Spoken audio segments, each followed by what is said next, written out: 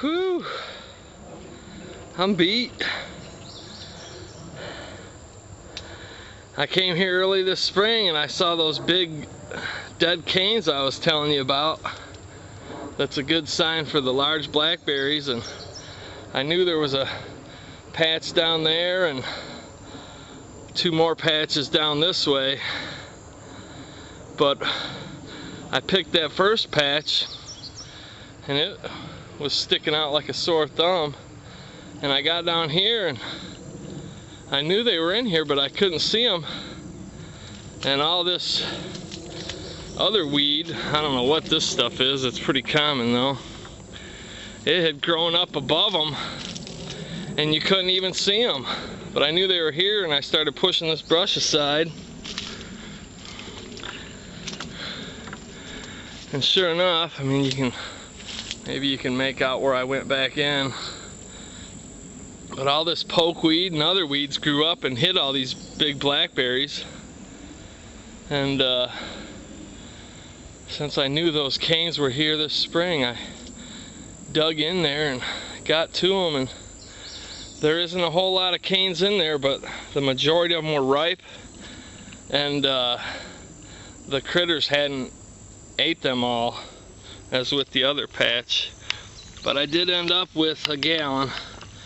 That's a 5-quart container, and it's about a quart shy of being full, so that's a good gallon of blackberries. That'll make me a good blackberry pie and maybe a pint of syrup. I'm not sure what I'm going to do with them yet. I might just make syrup out of the whole thing. Strain out the seeds and make some syrup for French toast and stuff, or concentrate for making blackberry juice. But that's it. It took a little work, and I got a little scraped up. I'm covered in red from blackberries and blood from myself from being scraped up by the blackberry thorns. But it's worth it. And if you don't want to get your hands scratched up, all you have to do is wear some of those brown jersey gloves or some gardening gloves, and you don't have to worry. But the gloves tend to get caught up on the thorns, and I just kind of take it as par for the course when I'm picking blackberries. I don't mind getting scratched up a little bit. I mean, if you're prone to infection or something, I guess you want to be careful, but this is it. That's a whole lot of good energy. I think if there was any bears around here, they'd be fat. One thing I found out about that last spot, I told you that a lot of them weren't ripe yet, and I thought that was strange. Well, the fact is, once I got down in there, I realized that they were ripe, but the critters were eating them, and all around that spot, because it's more open, the deer can get in there. And I hadn't really thought about it, but I guess deer eat blackberries too. And you could see where the deer had been munching the tips off of the blackberry plants and eating those, which is amazing. I guess they can eat thorns, I don't know, but you could definitely tell they were trimming them and eating them. And there was little deer beds all around within the blackberry bushes where the deer they must just come in and bed down there and kind of browse throughout the night, or well, throughout the day, I guess. And then they probably head out in this field at night and munch on these soybeans. I mean, if you look at the soybeans, you can see they've been chomping the tips off of them too.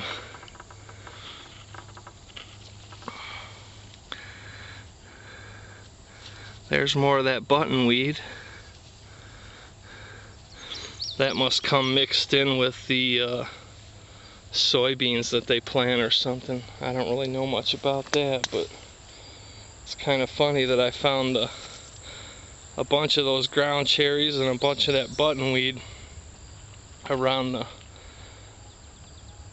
edge of this soybean field. Makes me think that it's mixed in with the seeds that they plant to grow the soybeans. But anyway, I'm gonna wrap it up, take these berries home and make up a pie or something. Maybe I'll post a video of what I use them for. I think people are generally pretty familiar with blackberries.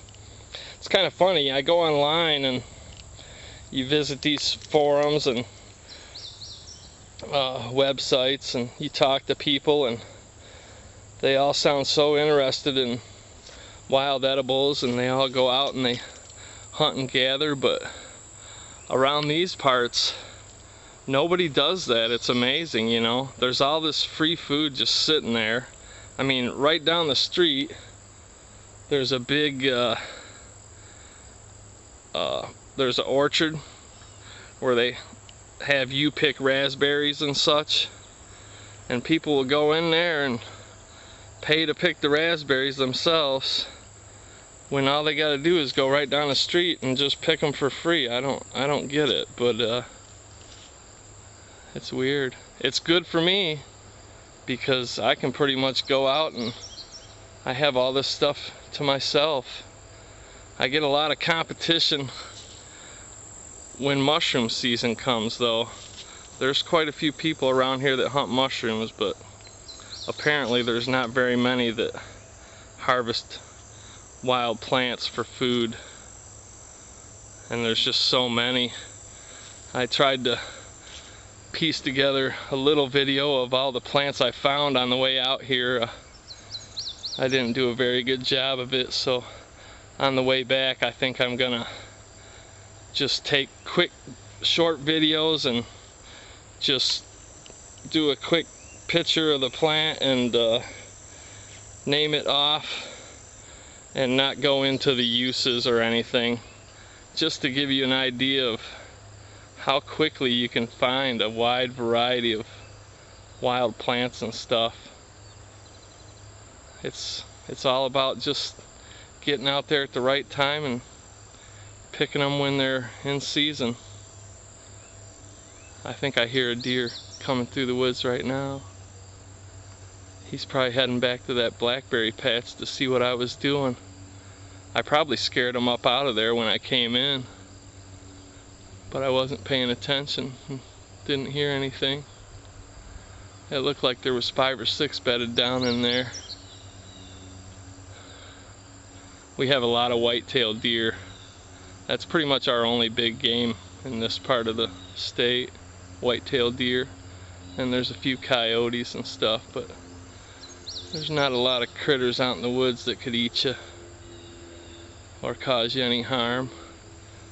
I guess the one I would fear the most would be the whitetail. I've had a few come up on me when they were in rut, and they looked like they were going to attack me, but they didn't. But I'm gonna head back. I'll talk to you guys later.